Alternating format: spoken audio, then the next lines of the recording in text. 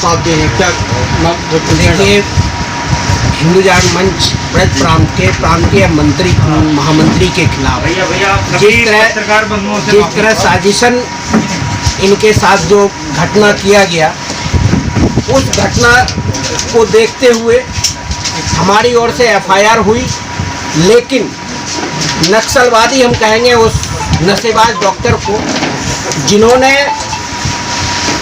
दबाव में लेके हमारे खिलाफ क्रॉस केस बनाने के लिए, अपनी केस से बचने के लिए क्रॉस केस बनाने के लिए हमारे महामंत्री जी को मुकदमा पंजीकृत कराया। उसको लेकर हिंदुजान मंच जिला आगरा महानगर जितने 7 आयाम हैं, हमारे सारे आयाम मिलके 10,000 से 12,000 कार्यकर्ताओं के साथ न्यू आगरा थाने का घेराव 11 तारीख को संडे को करने जा रही है। मैं आपके माध्यम से, प्रेस के माध्यम से जिला प्रशासन को चेतावनी देता हूं कि हिंदुवादी नेता डॉक्टर भगोड़ साहब के ऊपर जो फर्जी मुकदमे आपने डॉक्टरों के दबाव में लिया है, उसे आप वापस लें, अन्यथा हिंदुजान मंच बहुत ही उग्र आंदोलन करने पर बाध्य होगी, जिसकी पूर्ण जिम्मेदारी शासन और प्रशासन की होगी। मुकदमे दर्ज हुए, आज आज क्या कहना चाहते हो पूरे मामले को? देखिए, मेरा ये मानना है कि इस क्षेत्र आगरा के अंदर डॉक्टर सुदीप धागरे जो एक रसिया से डिग्री करके आए, वहीं से रसिया से शादी करके लाए। इनके पिताजी बेसिकली कॉमरेड हैं, कम्युनिस्ट हैं, शहरी नक्सल जिन्हें हम लोग कह सकते हैं, आज के समय में शहरी नक्सल हैं। इनके बेटे ने मेरे अस्पताल पर दारू पी करके काफ़ी देर हंगामा किया, उसके फुटेज आप सभी को मैं दूंगा।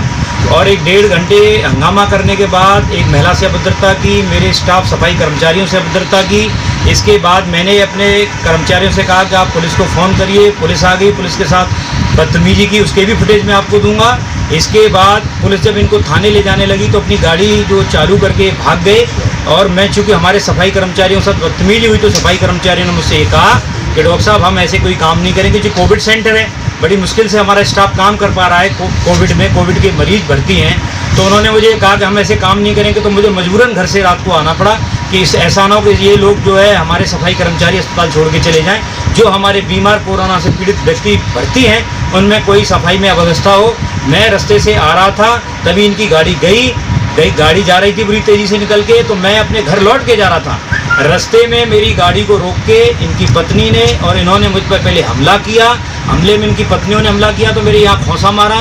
इसके बाद इनके पति ने अपनी लाइसेंसी रिवॉल्वर लगती है उससे मेरे सर पर बट मारा, यहाँ पर भी काफ़ी इंजरी आई थी मुझे।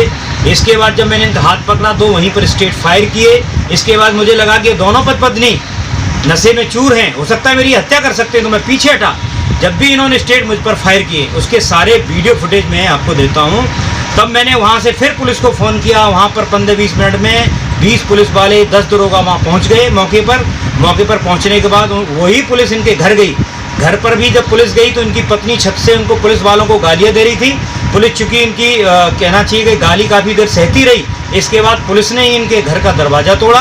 पुलिस ने ही घर में जाकर के जब इनको खींचने का प्रयास किया तो ये नशे में धुत थे दोनों पत्नी, और पत्नी ने पुलिस के साथ बदतमीजी की, और इनके पति ने, धागरे ने, जो नक्सली है, उसने भी पुलिस के साथ बदतमीजी की। मैं पता लगा कि एक कांस्टेबल का गलावन पकड़ लिया था, तो पुलिस इसे खींच के ला रही थी, सर इसका जो है किसी मैं किवाड़ से टकरा गया, उससे खून बहने लगा। इसकी पत्नी ने अपने कपड़े अंदर फाड़ लिए पुलिस पर आरोप लगाने के लिए।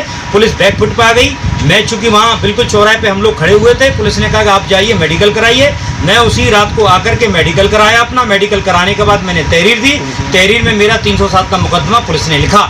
ये सुबह अपना उसी फर्जी बना करके 2-4 IMA के लोगों को लेकर के SSP के साथ जाता है। SSP साहब को ये कहता है कि साहब मेरे घर में घुस करके मेरी पत्नी से छेड़खानी की है और मेरे साथ मारपीट की है, और SSP साहब ने कहा कि इनका मैं मेडिकल कर लिया जाए, और मेरे खिलाफ भी मुकदमा लिख दिया गया गंभीर धाराओं में। तब मैं ये कहता हूँ कि अगर हमने मारपीट की थी तो आप पे कोई चीज़, इनके घर के पास कैमरे लगे हुए हैं, उन कैमरों की फुटेज ले पुलिस। और अगर हमने मारपीट की थी तो उसी रात को कोई SSP या थाने में क्यों नहीं ये लोग आए? इनको तभी आना चाहिए था। ये इसलिए नहीं आए कि ये नशे में धुत थे, और ये उस समय आते तो इनको ये पता लगता कि हम भी नशे में, ये लोग नशे में धुत थे, तो मेडिकल में इनको एल्कोहल मिलती तो इनके खिलाफ और संगीन धाराओं में बनता। ये सुबह अपना पूरा एक घटनाक्रम बना करके फर्जी SSP के साथ पहुंच गए और मेरे खिलाफ मुकदमा लगाया। मैं आपके माध्यम से सभी पत्रकार बंधुओं से कहता हूं कि ये शहरी नक्सली हैं और हिंदू जागरण मंच का प्रदेश का महामंत्री होने के नाते पूरे प्रदेश के अंदर हमारे कार्यकर्ताओं में बहुत उबाल है। अगर इसको गिरफ्तार नहीं किया गया 11 तारीख को पूरे थाने का घेराव करेंगे। 10 से 11,000 कार्यकर्ता यहाँ पर होगा। इसकी सारी जिम्मेदारी पुलिस प्रशासन की होती। अगर थाने में पुलिस नहीं सुनेगी तो 11,000 कार्यकर्ता उस नस्ली के घर पर जाकर के धरना प्रदर्शन करेगा। मैं विष्णु चौधरी, प्रदेश मंत्री युवा वाहिनी हिंदू जागरण मंच से हूँ। ये 4 तारीख को ये आज 4 तारीख को प्रेस कॉन्फ्रेंस बुलाई गई। इसमें 27 तारीख को हमारे प्रदेश के महामंत्री डॉक्टर सुरेंद्र सिंह भगौर जी के ऊपर जानलेवा हमला हुआ, उसके संज्ञान के चक्कर में ली है। मैं बताना चाहता हूँ कि एक नक्सलवादी और वामपंथी व्यक्ति है सुधीर धाकरे, डॉक्टर है, जो डॉक्टर साहब के समीप ही उसका एक अपना रिसर्च सेंटर है जिसमें वो जांच वगैरह करता है, तो वो भी उसका बंद पड़ा हुआ है। वो बहुत ही ज़्यादा नशेबाज व्यक्ति है, जिसने अपनी गाड़ी लाके डॉक्टर साहब के गेट के सामने, हॉस्पिटल के सामने रात को करीब 10 बजे आड़ी लगा दी। जब कोई भी रास्ता राहगीर निकल रहा है तो उससे बदतमीजी कर रहा है, और कोई भी अपना कर्मचारी निकल रहा है हॉस्पिटल का तो उनसे गाली गलौज करता है। उसके बाद में जब डॉक्टर साहब को खबर की जाती है, डॉक्टर साहब ने फ़ोन पे बात की कि डॉक्टर साहब ये किस तरीके की घटना कर रहे हो, आप क्या कर रहे हो, तो डॉक्टर साहब से गाली गलौज करता है। तो 100 नंबर पर तुरंत पुलिस को सूचना दी गई, पुलिस आई तो पुलिस से ही बदतमीजी करता है। पुलिस ने जब उसे अरेस्ट करने की कोशिश की तो अपनी गाड़ी लेके भाग गया। डॉक्टर साहब का आवास भगौर साहब का दयालबाग में पड़ता है और इसका निवास है हीराबाग में है। तो रास्ते में आपस में एक दूसरे आमने सामने आ गए। डॉक्टर साहब ने इससे बात करने की कोशिश की तो अपनी गाड़ी लेके भागा, और इसका थोड़ी देर बाद ही 5 मिनट बाद आता है अपनी पत्नी के साथ में रिवॉल्वर लेके, जिसको इसकी पत्नी रसिया की रहने वाली है, जो कि दोनों धुत नशे में थे। फुल नशे में आते ही डॉक्टर साहब के ऊपर इसकी बीवी हमला करती है। डॉक्टर साहब जो कि एक जिम्मेदार पद पे हैं, तो इस चीज़ को देख के घबरा गए कि एक महिला मेरे ऊपर हमला कर रही है। डॉक्टर साहब ने उसके ऊपर कोई भी उल्टी कार्रवाई नहीं की।